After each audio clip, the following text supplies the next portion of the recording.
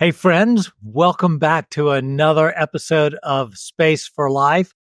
This is going to be a special time, I think, that we have today. You know, there are these times that you come upon where you have an experience and you just go, I have got to share this. And that was my experience just a couple months ago when a small group of us that have our little kind of dinner club together went and spent a morning with Aaron and Vangie Hendrickson and their ministry in Richmond, Virginia, RVA Hope Center, and went down there. And within about 30 minutes of being with them and the work that they're doing, I just thought to myself, I have got to have them on the podcast. So I've hounded them, actually didn't need to, for a month or two to get them to come on over and share their story, which I think is absolutely incredible, and their ministry with you, because I think their journey is, in a sense, a journey that we all are called to in one sense or another. So I think we're just in for a story and a work that's going to take your breath away. And so I'm so excited to have Aaron and Vangie here. They are co-directors of RVA Hope Center. And I'm going to let them tell you their story and the story that led to RVA Hope Center, and then tell a lot about RVA Hope Center. And I think it's going to be just a phenomenal conversation. So welcome, guys. Yeah, thanks for having us. Wonderful introduction. Yeah, that's awesome. Thank you so much. I'm excited to be here. Yeah, well, it was great. Well, I had such an amazing morning with y'all down at RVA Hope Center and the little small camp that you did that morning, or I'm not sure exactly what you call it. Yeah. But it was just incredible to see what you're doing in one of the most difficult areas of Richmond in every sense of the word, in terms of the poverty, in terms of the family, in terms of the safety. Mm-hmm. And you would have never known it, when we were down there. So we'll maybe get to all of that. But I think it would just be great to begin with you guys both individually and together, sharing a little bit of your story of what got you to this point today. Yeah, okay. Sounds good. Yeah. So, well, first, we've been married since 2001. So, obviously, that's an important part of the story since we lead this ministry together. Yeah. And really, we're both from the Tidewater area and moved up to Richmond when we got married. So, I have been up here since. And really, it was our church that really allowed us and gave us the opportunity to grow and kind of experience things to get us to the point of wanting to move forward with RVA Hope Center. Okay. And, we both had the opportunity. Well, first we had our careers. So my background is in HR and recruiting at Vangie's. By trade, I am a chemist. So I spent the majority of my career teaching part-time in Macon and doing some other things on the side, other part-time gigs. But pretty much that was our life, other than raising our children. Yes. Was you working in staffing and recruiting, and me teaching on the side. How did you meet? I worked with her sister. So she introduced us. It was long distance at first. She was in Texas and somehow convinced her to move back home to this way where she was from. So through work. Yeah. Okay. Yeah. So, so as we were working and growing as a family, and our kids are all young adults now, so different season of life. Really, the experiences that we got to be as lay leaders at church with women and women's and men's ministry is really where we got a chance to start to grow our faith and grow our leadership ability and just learn. And this was in the Tidewater area? This was actually up in Richmond Okay. after we got married. Yeah. Okay. Yeah. So where we're at now over in Hanover County. So, but on that journey, we went on our first mission trip. And that was to New York City in 2013. And that's really where God started to get a hold of our heart for what he was calling us to. He definitely put urban ministry. That was the first introduction. I wouldn't say maybe we were doing some other outreaches, but on our heart, he just started to cultivate something specifically for the urban context on our first mission trip to New York City. Yeah. Which I don't tend to think of missions trips as to New York City. Exactly. I tend to think, well, you have to go out of don't you have to go out of the country for it to Yes. qualify as a Exactly. missions Yeah. trip? Yeah. So you went to New York City to do a missions trip. What did you do on that trip? Oh, wow. We did homeless outreach. We did outreach to shelters where we would do, it was Christmas time. So we did Christmas Family parties. shelters. Yeah. Soup kitchens. Yes. It was pretty impactful. A little bit of everything. Street ministry. Just really reaching the under-resourced population in kind of different settings. And that was we came back like, oh my gosh, this is amazing. Yeah. It was where I first drove a 15-passenger van in Manhattan. Little did I know that would become my life, driving 15-passenger vans around. Yeah. Wow. Yeah. Wow. Was that scary? When you went to, it would be scary to me. Yeah, it was definitely, because what was cool, it was both of ours first mission trip. So really, maybe, faith wise, all of it hitting at the same time, just a lot of unknowns and uncertainty and really uncomfortable going into it big time. Yeah. Of course. Yeah. But I think, as Vangie mentioned, I think, really something happened in our heart with that. So the cool thing was we got the opportunity to go back and then lead youth teams to New York. Yeah. Men's teams, women's teams. Yeah, that's go to right. New York and Atlanta and Philly. So we would, at that point, the Lord kind of put on our heart to kind of disciple or foster, our growth, create opportunities of growth through these mission trips. And for us, leading these teams, volunteers to different cities. And with each trip, I would say he was doing something. Yeah. And it reached the point where just going away and doing it for that week was no longer enough. So it really became our hobby and our calling locally. So really, outside of work and family, we were looking for opportunities to serve while bringing along our church as discipleship opportunities do that. So we started partnering with organizations locally and serving in those areas in between those trips, because the trips were great because we would learn how to do the ministry in addition to God moving in our hearts. So we came back equipped in many ways to be able to replicate that and do that locally. Yes. Well, and you saw it in a bunch of different areas. So you saw a lot of different ways that people were doing something in kind of a similar vein, but still with their own way about it. Yeah. And to your point about mission trips, they say it's you've got to go away sometimes to really have that change happen. And a prime example is you mentioned the neighborhood that you were in when you served with us a few months ago. Right. Well, prior to these trips, I would have never gone to those communities. It took me going to Atlanta, to their version of that community, and that Atlanta Dream Center, taking us in that community, knocking on doors and interacting with those families and kids, for instantly just got to do something. So when I came home from that trip, everything changed, a complete paradigm shift to understanding that it was no longer about, oh my gosh, it's dangerous, you got to be careful. It went to, these are amazing people who need love and need help, and it's an opportunity to engage with them. And that was just huge. That's such an amazing change. And, I love that kind of phrase of a paradigm shift, but it's really that place and that way and that, almost miracle that God gives us different eyes to see the same thing. And all of a sudden we see them with like, how could I have not seen this this way?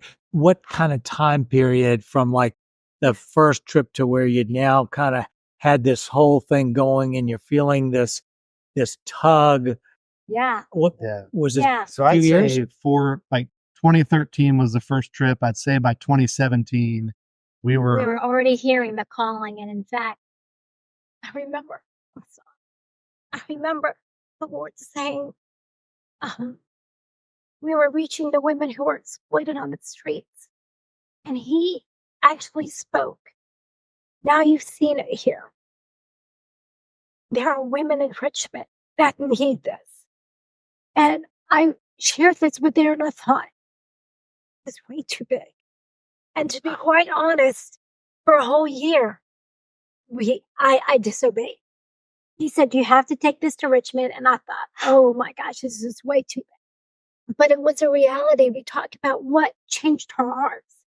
We know that people experiencing these challenges, whether they're exploitation or trafficking or under-resourced, but to see them in person, to see the child in Atlanta who was 2 years old in a diaper, and their 5-year-old sibling was in their care, and their house was in front of their house is next to the jail, next to the prison, and there were nobody loving on them except for this team. I mean, that person was no longer just a statistic. It was this 2-year-old. And this woman on the street that we saw, it's no longer a statistic. And so for a whole year, 2016, we just felt like the Lord was saying, you got to do something in Richmond. We go back to Atlanta and we're back in the same spot again. And the director came in and he said, I just got a call from a mom from Alabama. Her daughter was taken and is believed to be trafficked, but she got word on the street that her daughter is here in Atlanta. Would you go find my daughter? And that Friday, we just wept. We passed out the police report of Myra, who was maybe 17. And here we were on this mission trip with our own daughter, who was not but a few years younger than this Myra. And we thought, okay, we've got to find Myra on the streets of Atlanta. And we did not. That night we went on outreach. But again, the Lord said, I'm going to tell you again, there are other Myras in Richmond, Virginia. Will you bring this ministry to Richmond? He might not have asked me. He might have just told me in this time. And so we obeyed. So that, I kid you not, we came back on a Sunday. And that Friday, we went walking the streets. We joined another organization that was doing similar streets. We didn't want to reinvent the wheel. We just felt, who's doing this now? We're just going to jump on board because the Lord said do it. And we just needed to do it. And then the next day on Saturday, we're like, which organization is ministering to youth that are at risk and vulnerable? We're just going to jump right in. And we did it. So that Friday and Saturday, after returning to Atlanta in 2017, that really, unbeknownst to us, because we had no idea that RVA Hope Center would come to fruition, but we just knew He put it on our hearts for a reason. And we had to take action. So we just started plugging in with existing ministries and learning. I mean, we went to Creighton Court, Mosby Court, and there was a ministry already going there. So we just went along with them and continued to learn and build relationships and meet families, meet children.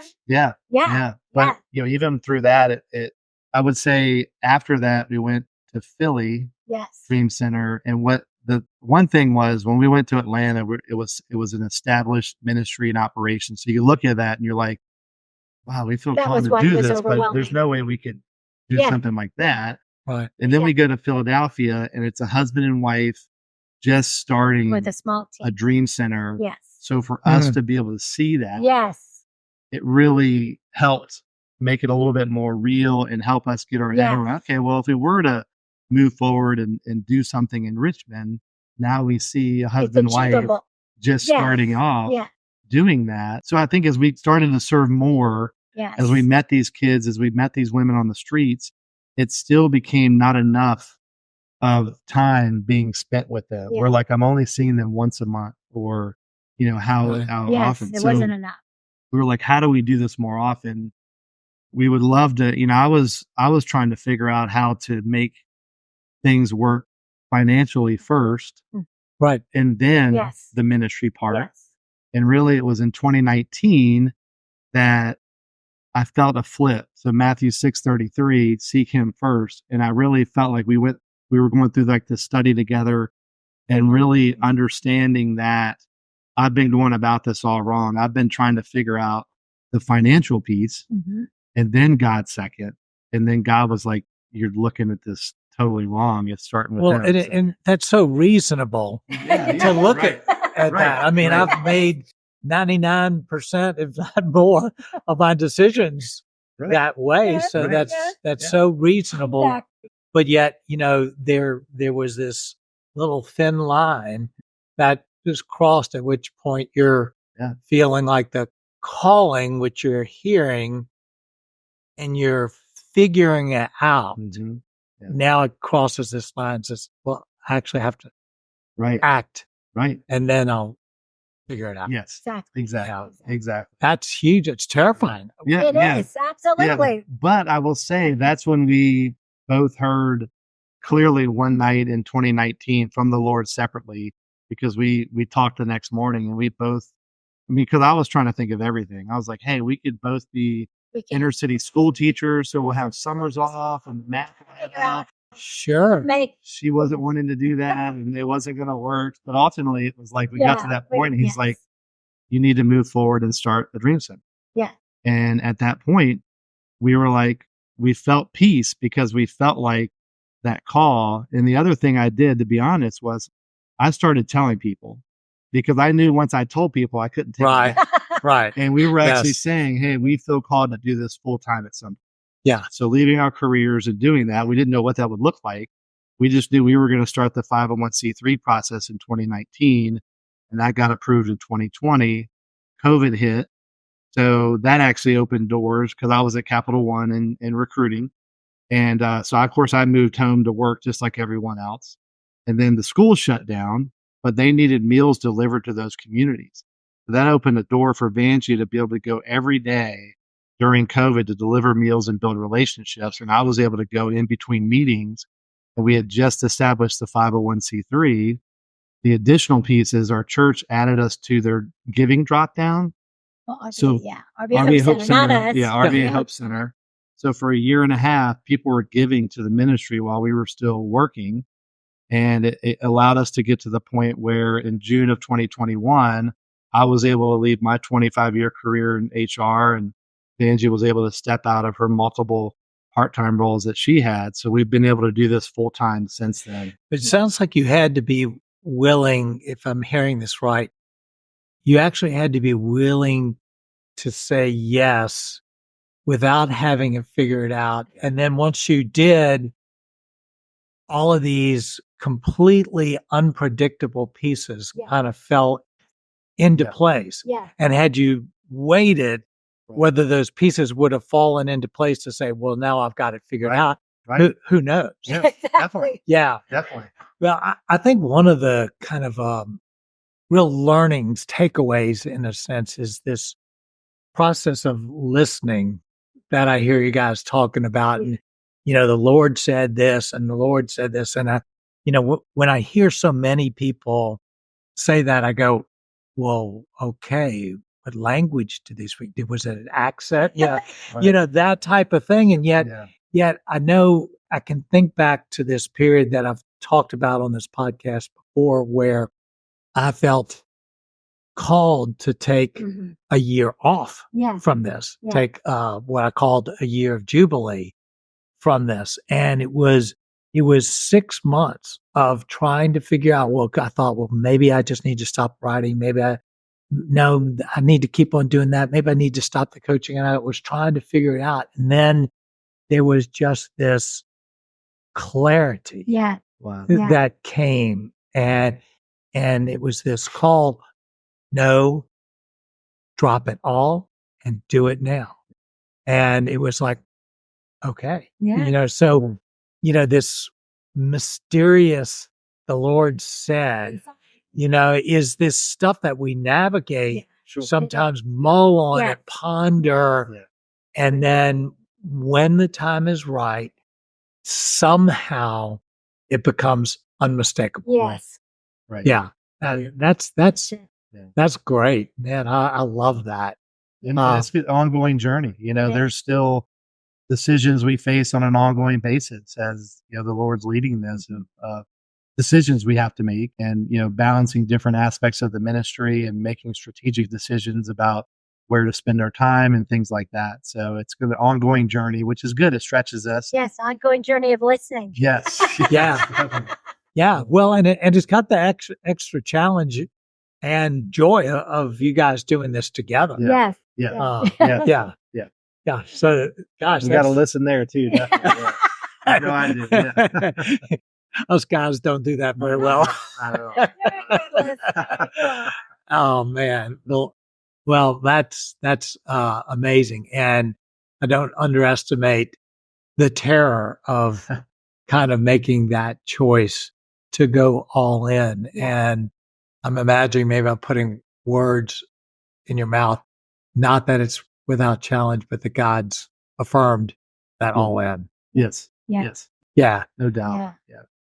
Well, so let's pivot just a little bit, because we've talked about some of these things that you do, but you've now formed this into a 501c3, an organization, RVA Hope Center, that has a couple of clear but distinct, tentacles that it works in. So, first of all, the name RVA Hope Center, where did it come from? And then describe as best you can what it is that you guys are doing. I know you're doing several things, but what are some of the several things you're doing? Yeah. Well, I'll touch on the name. So, we mentioned earlier, when we went on some of those missions trips, we visited Dream Center. Mm-hmm. And that's the original Dream Centers out in LA. And it's a model that was established, a ministry that's grown across the country and throughout the world. And because we experienced that, we felt like we wanted to start a Dream Center. Right. So we actually engaged with them and started to go through the interview process to be approved as a Dream Center. And at the 5.5 month mark of the 6 months, we were about to have the interview, they put a hold on all new Dream Centers because they really didn't have their arms around the name. People were using the name left and right. So I think their board said, hey, we've got to put some things in place to get our arms around this. So we're going to put a hold on new Dream Centers. So we're like, okay, what are we supposed to do? We're not going to, we just didn't feel like the Lord wanted us to put a hold on what he already started. So, and interesting enough, she was so kind. She's like, this is everyone, including, some more established nonprofits that were still doing this application. And she said, I don't know how long this moratorium is, what she claimed. She goes, keep going. Just change the name. And we're like, okay. And of course, I grieved the name for just a little bit, because I'm like, oh, Lord, I thought it was supposed to be a Dream Center. But we really prayed into it.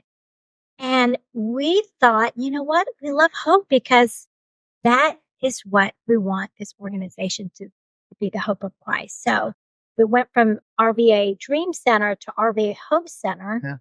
Yeah. They did reach out to us later when they reopened and said, do you guys want to come back? I'm like, sorry, we're already, we're rolling. We're Hope Center. We're not changing anything. But So and we absolutely love it, because we do believe that's what we could, if anything, that our organization aims to demonstrate is the hope in Christ. Yeah. Well, so much of hope is just dreaming with God. That's right. Yeah. That's right. Yeah. Yeah.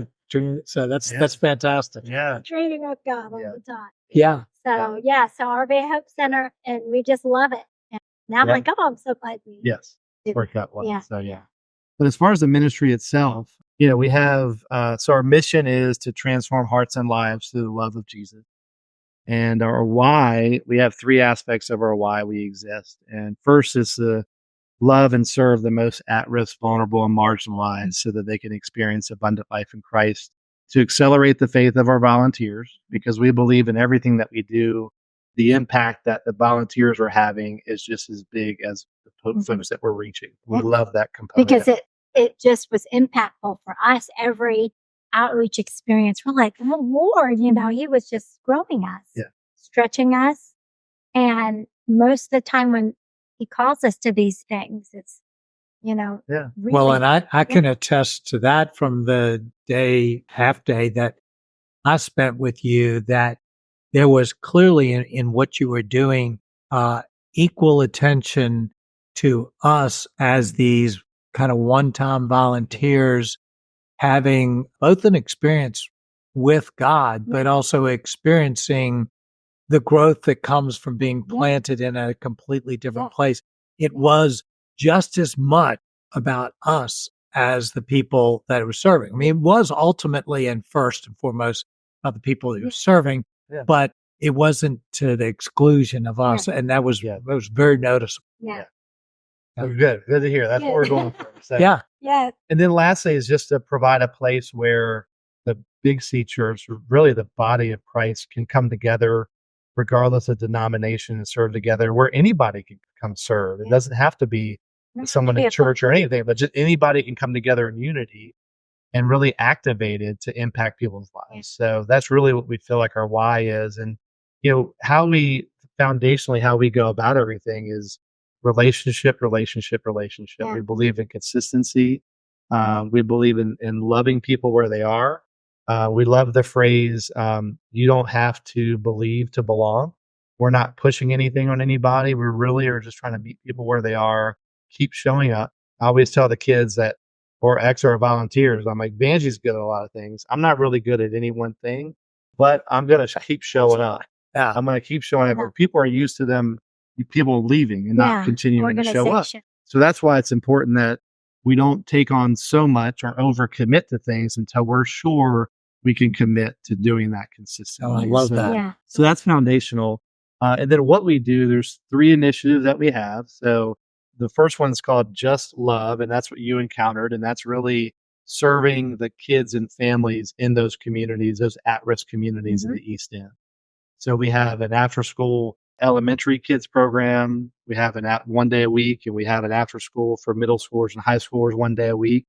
That's the other thing. What we've found in outreaches or organizations like this is you lose the teenagers because they just get older, they get cooler. We are committed to really leaning in and figuring out what it's going to take to keep them engaged and flex to do that. We're learning every day, but we are very committed to doing that. And we've been excited about the engagement that we've gotten from the kids, but we also see that a lot of those kids are the ones that we knew when they were younger. So it's important that we have a big funnel for the younger kids to make sure we keep that going through the older kids. And then Saturdays, we have what you experience, what we call Shine, is it's a community-wide mini block party where it's really supposed to be fun, have people come join us, and then hopefully, impact them in that moment, but also point them to our midweek programs. We also have a midweek women's Bible study as well that Vangie and a group of volunteers lead. So that's really our focus there in those 2 communities. We see that growing to maybe getting in the elementary schools and doing a reading program or a lunch buddy program so we can catch the kids there, invite them to our activities, expanding to other communities. But of course, we don't want to do that till we're sure we can commit to the consistency. Right. And I want to talk a little bit about the who. And if you're not from Richmond and not familiar with East End neighborhoods, just to give you a better understanding of these 2 communities. They are subsidized, so that means on a poverty level, a resource economic level, that's where they fall. It is highly characterized by gang violence or gang-related violence. Incarcerated parents are very common. Drug use and substance use disorder is very common. You might even have, because of the incarceration, and actually we see personally with some of the families, like loss of a parent due to, gun violence. Gun violence, it's actually pretty common in these neighborhoods on 4th of July or New Year's that instead of fireworks, people are shooting guns, but it's just the characteristics is just a harder culture for them. And so subsequently, there's trauma related to that, and there's hardships, and there's loss, there's grief, and which are all factors that maybe even impact them education-wise. So just to give you an idea, the elementary school we serve, the children that go to that elementary, there are 1,400 elementary schools in Virginia. The school that our kids go to, they are on the bottom, the 4th on the bottom. And their proficiencies are 22% in reading and math. So just kind of giving you a little bit of background. They're 4th from the bottom out of 1,400. Yes. out of 1,400. Wow. And then the middle adjacent school is school, last. middle school is the last school. Our kids' middle school is the bottom of all Virginia middle schools. Wow. And it's not a comment on the schools. Yeah. It's just Yeah, all not that at these all. kids and families are You're having bringing, to carry coming in. yes, So that's part of yes. the call Yeah, to absolutely. these communities to work with people who have to deal with a lot of stuff.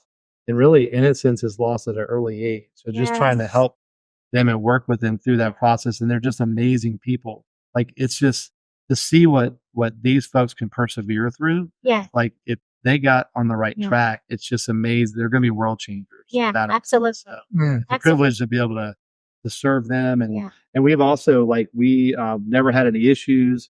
Safety is a big focus for us. So Mhm. we are thoughtful about when we do things. And we actually have a ministry house right next to Creighton Court. And that's kind of where we're based out of. It's in a cul-de-sac. So it's a great location. So, yeah. So Yeah. that's just love. Yeah. Yep.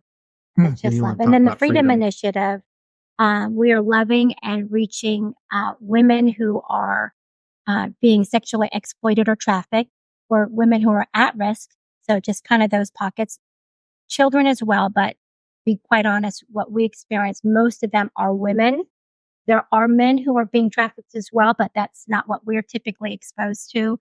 And the way we love and reach them are our 3 different strategies. One is on the streets. There are pockets in our city that you can visually identify this is the situation.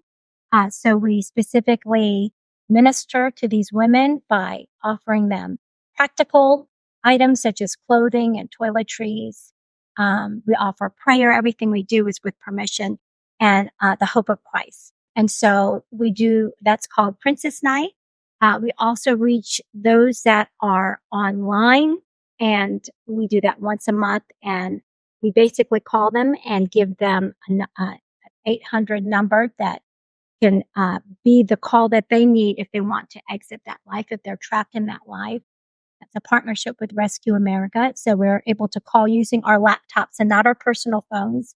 So it's a pretty safe system of reaching those that have online ads, because it's through their technology. Software. Software that they have. So we're able to call them, introduce ourselves, give them hope, offer prayer, and say, hey, if you're in this life and you want to exit, here's a number you can call.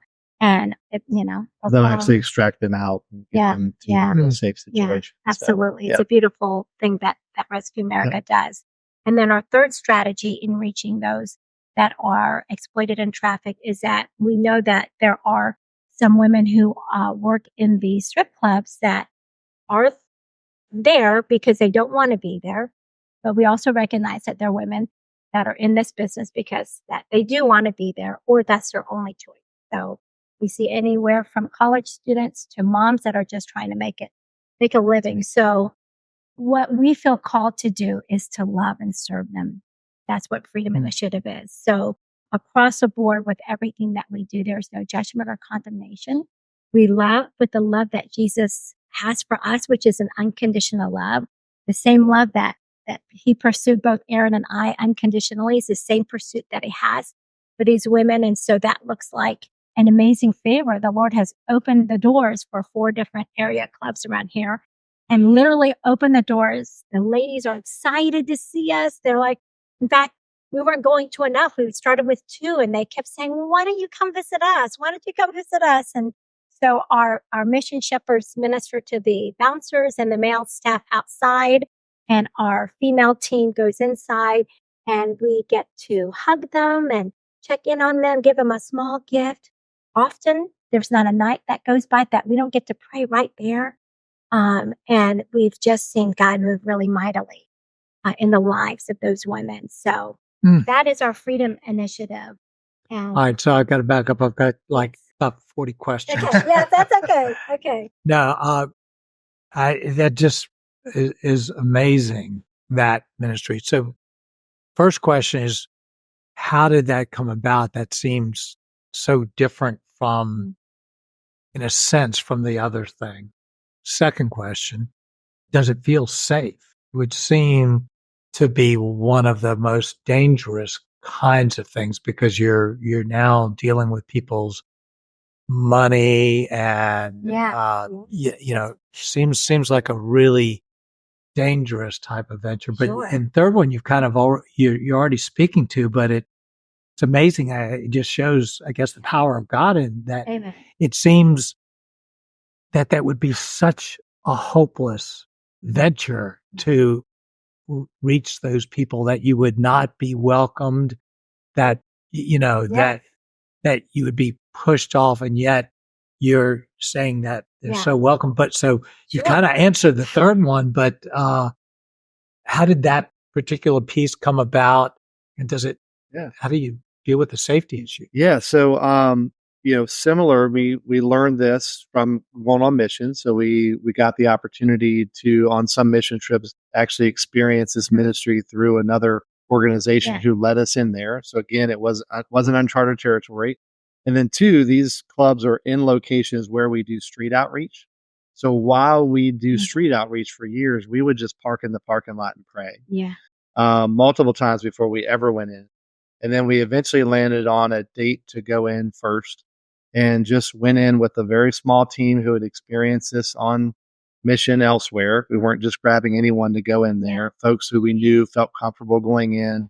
And literally, I'll let you kind of share what the response was going in. Yeah. So again, we're learning and we continue to learn. It is definitely a miracle, and continues to be a miracle. Open doors. So I explained the first time we went in. So we were coached, and we just did everything that our mentor from another organization told us to do. We're like, Lord, we prayed into this moment. I think we said we would even do it 7 times. So we had parked 7 different times and prayed and felt like we had the yes.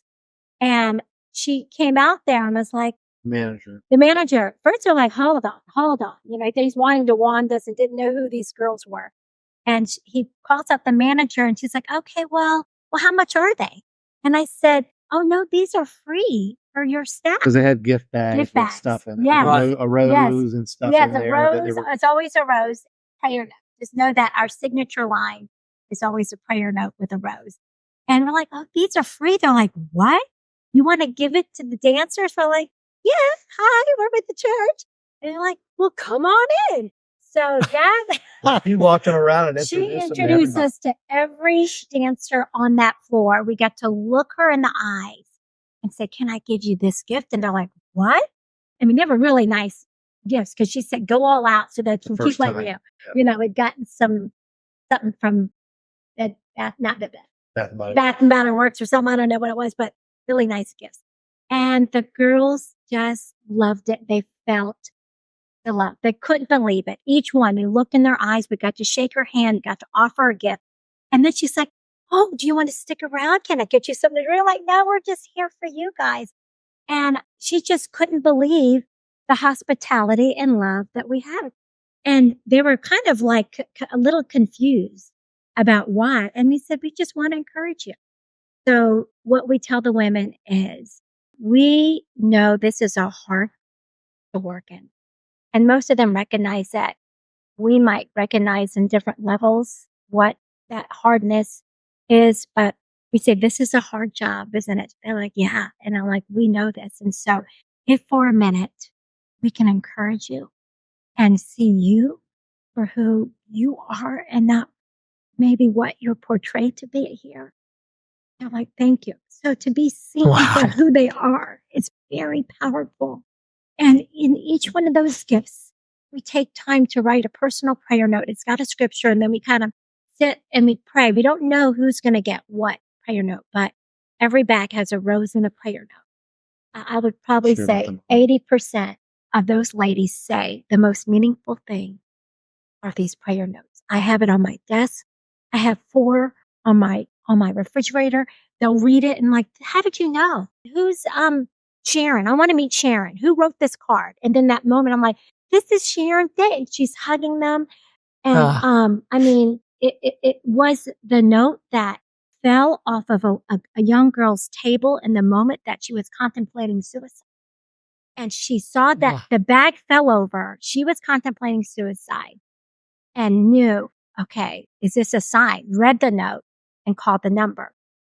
That young girl has made a decision to follow Christ, and we're excited to see where she is going, where the Lord has taken her. But it's pretty powerful. In fact, we had one mom recently. So it started with 2 clubs, and then once we got managers' numbers, Vangie would reach out and ask permission. They're like, "Hey, come on in." And we kept going in, and again, not trying to disrupt anything, not trying to just really we respect encourage. authority. They say you always ask permission. You know you're welcome. I said I honor authority. So every Friday, they're like, of course you can come. Every Friday, or the Friday that we're there, first Friday, may we have permission to come visit? And they're like, you don't have to ask it. I said, but I do. That's amazing. So now at 4 clubs, and they're in there 30, 40 minutes at a time. We're outside talking to the bouncers, just build relationships there. And it's just honestly just trying to meet them where they are, and just be a connection point that if they want to engage further, they're there to be able to do that. Us with the bouncers. And it does take a while to let them know that and I'll tell them, we're not here to judge or condemn. We've had a couple of conversations, and I'm like, and once they're like, oh, you're not here to, and I'm like, no. But they call them the church ladies. We call them church ladies. And they love the homemade French foot bread. That is also something sweet. They can't wait to have their homemade item in there. But we recognize that we all have different experiences. Maybe some of the gals have experience with church and maybe have been hurt, or maybe they're trying to figure it out for themselves. All we know is that if we can represent Jesus, that maybe if they would consider, if they're not already following Christ and considering following Christ, that let us be a great witness to who Jesus is. So they will give Jesus a chance because he's on the move and always pursuing us. Wow, I love that. You said I've never heard this word said that way. You said represent. And I think about represent. Yeah. That's one thing, but to represent Jesus. Yeah. And what you guys have said, which is, I just think it's what the church so desperately needs, is just to be grounded in these 2 words, just love and serve. Yes. Just love and serve. Leave the judgment to God. That's right. Leave the converting to God. Yeah. Just love and serve wherever you get. And if all of us, could just do that, we would change the world. We don't have to do anything else. Exactly. So that's tremendous. And, and it still takes God going before us, because it's crazy that those doors open the way they did. But I mean, we were just going to 2, and then they're like, why don't you go here? I'm like, okay, but we kept hearing, why don't you go to this one? Why don't you go to this one? Why don't you go this one? And so as a team and as directors, we were like kind of, okay. But again, we want to make sure. Yes. And we felt like we were getting a yes to add on. And we asked our team, would you be willing to stay just a little bit longer on these nights to add these 3? Would you all be willing to do that? That means we're adding another 30 minutes possible. And that would mean resources too. Lord, you've got to provide. We're going to have another set of 20 gifts. Lord, you've got to be able to provide. And he was providing. And so then we began to hear requests again. I'm like, Lord, are you giving us a 4th one? Because this is kind of crazy. And we just kept hearing it. And I'm like, okay, well, let's just see if I ask the manager, would they be open to it? And so this one, we need the opportunity to explain a little bit more, because sometimes people don't get it, because we want to make sure we're explaining things in a way where we're not just going in, like she shared about what our role is and our strategy. So definitely there's no judgment. Like, there are different reasons why we choose to do different things. And so I just want to address that for, understanding of why we don't have to understand the why of why these women are having to work there, whether they're forced to work there or choosing to work there. That's not what we're going to do. We're not. Yeah. That's not it. Yeah. We were called to bring light and hope into these dark places, and it's simple. Light and hope and love and serve. That's amazing, and it's unbelievable what you've done in really a short 5 years. that you guys have been doing this, and, these various places that you've had such an impact already. So we have the Just Love, we have the Freedom, and then there's Encounter. Yeah. So that basically is like foundational to everything. It refers to, when our volunteers serve with us, we use the phrase reach up before we reach out. So we like to pray and worship before we do that. We like to Right. debrief. We like to make sure how they're growing through that. And we also we'll host mission teams. So just like we went to other cities, we felt like when we started this, one day we would be hosting teams from other cities and give them a 1 day or 3 day or 5 day missions experience with multiple missions. So, Right. so far that's looked like at our home church, there's a couple groups each year. There's a family mission that we do. So a couple weeks ago, we had 3 families. We had 15 total people.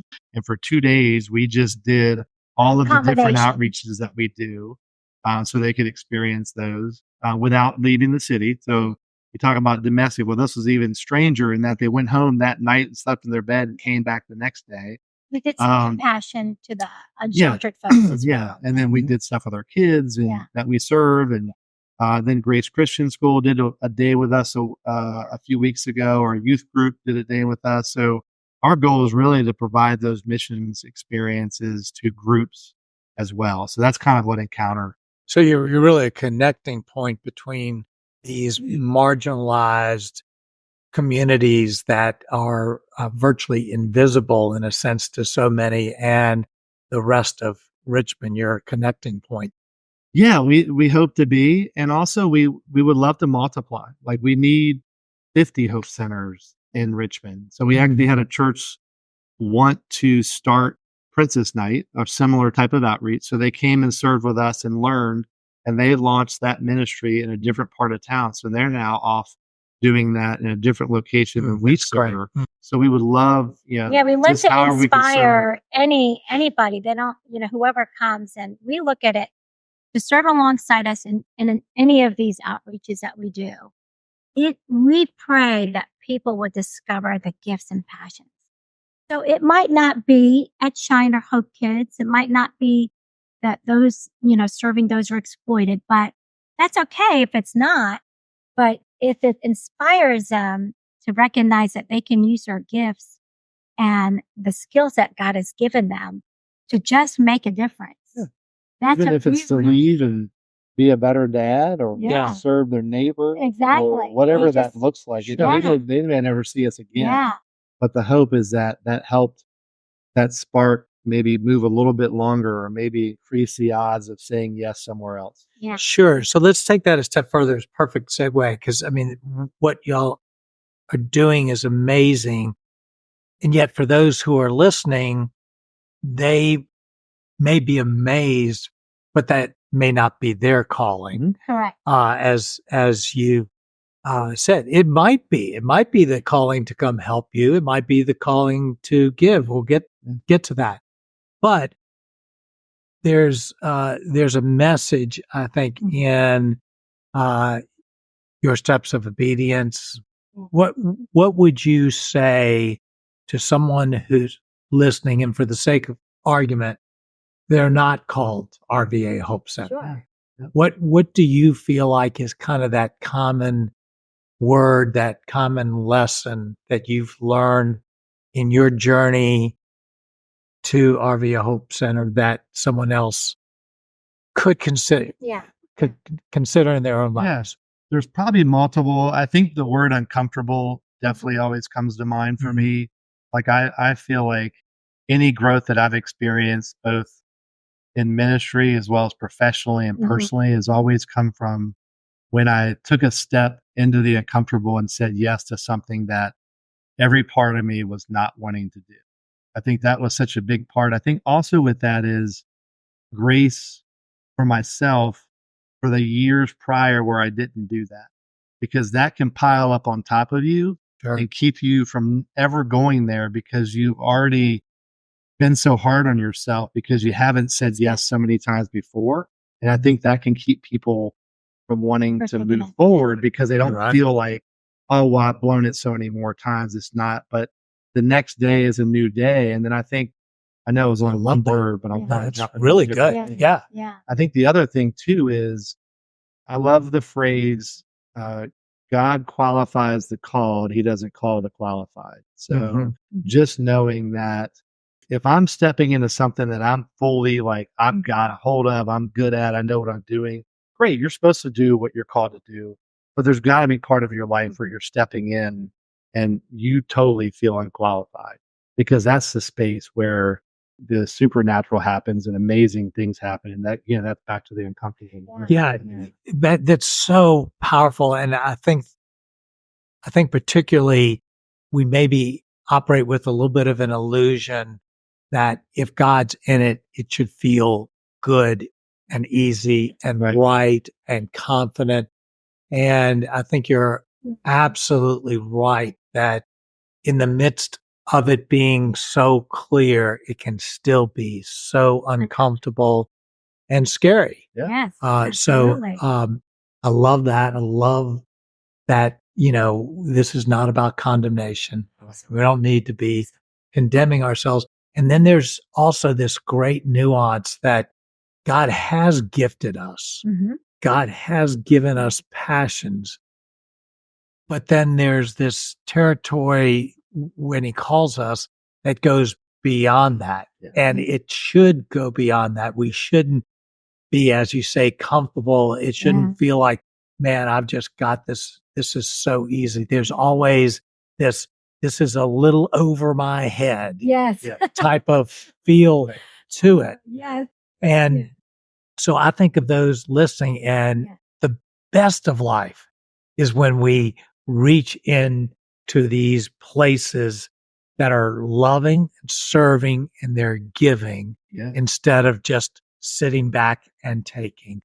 And we're getting into that uncomfortable place. And that is where excitement and adventure and impact, joy, all of these things kind of come together. So I guess kind of before we close, I want to really encourage those who are listening to not just be in awe of what you guys have done, even though I'm in awe of what you guys have done, but that there is actionable stuff, that this is the life that God has for each one of us in our unique way. Yeah. And so the task is to find that calling that God has for you that is uncomfortable, outside of your, over your head, that you're being nudged to. So that's fantastic. Yeah. Yeah. And usually it's right in front of you.